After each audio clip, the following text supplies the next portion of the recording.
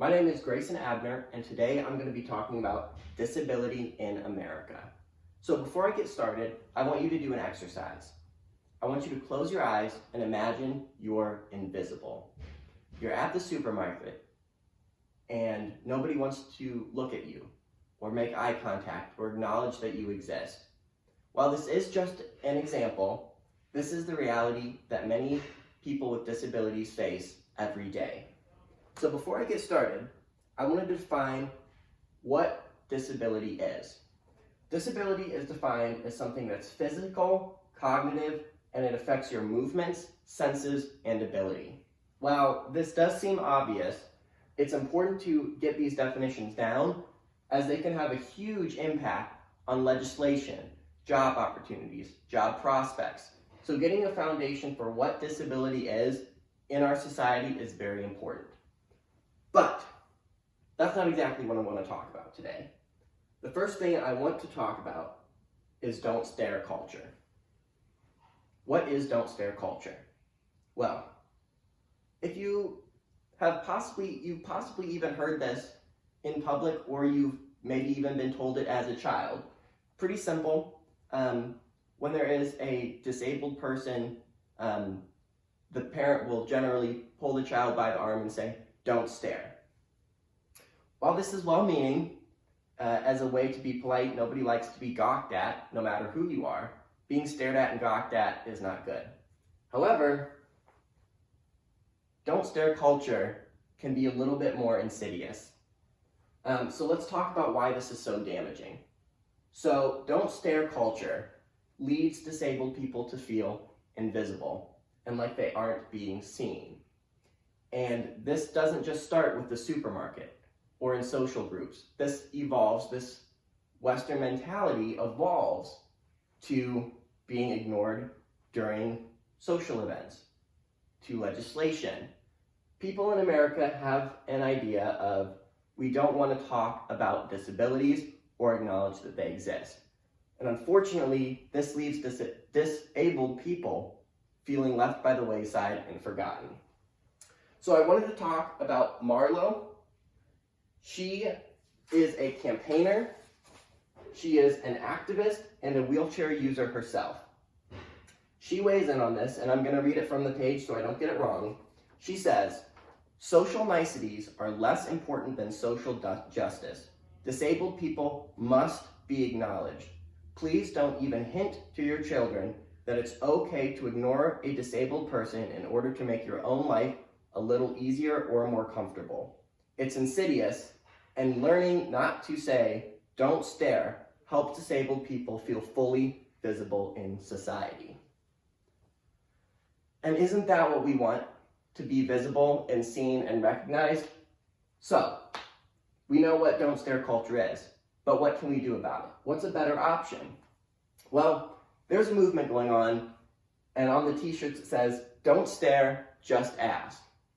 Basically what the message is trying to say here is, we're people. We don't need to be ignored. Don't stare, just talk to us. And I really like that message, and that's a movement that's been going on for a while now. But getting away from don't stare culture, we've got something else we need to talk about. And that is ableism and disableism. So, what is this? They're kind of big words. What is this? So ableism is essentially making activities that only cater to fully abled people. And it's kind of what don't stare culture is, which is just not taking disabled individuals into consideration.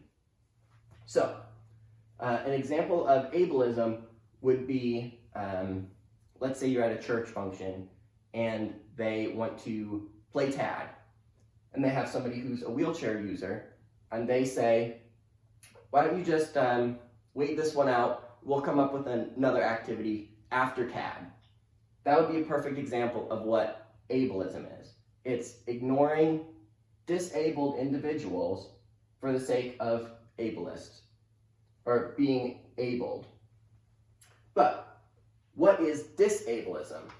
So disableism is more direct action against disabled people. So I wanted to bring up Mark Sherry and Amy Neller. they weigh in on this, and they say it may be easier to identify disableism because one can identify hurtful interpersonal experiences such as name-calling, teasing, and bullying, a commonplace and devastating experience in the lives of many people with disabilities.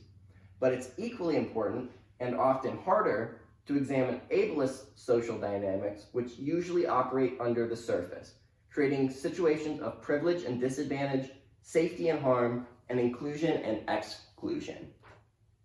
So, just to recap, ableism is generally out of sight, out of mind. Ableism is not always recognized by people, whereas disableism is more targeted and negative. However, both of these isms aren't great. Neither is better than the other, it's just two sides of the same coin. These ideologies are damaging to people in that community.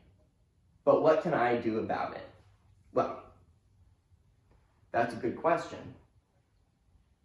We don't all have the ability to make legislation or hiring practices. We don't all have the ability to make large-scale change. But we all have a community that we are in. So we don't need to be a bystander, we can be an upstander. Which leads me to my last point, which is advocate for inclusion. Like I said earlier, it starts small. Societal change doesn't start at the top, it starts at the bottom. So, what can you do to advocate for inclusion?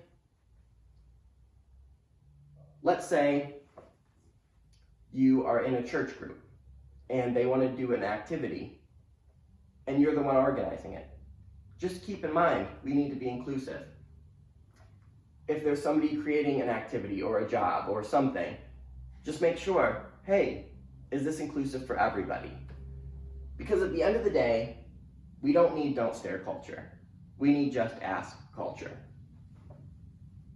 Everybody looks at life from a unique perspective. And a society that works for everyone.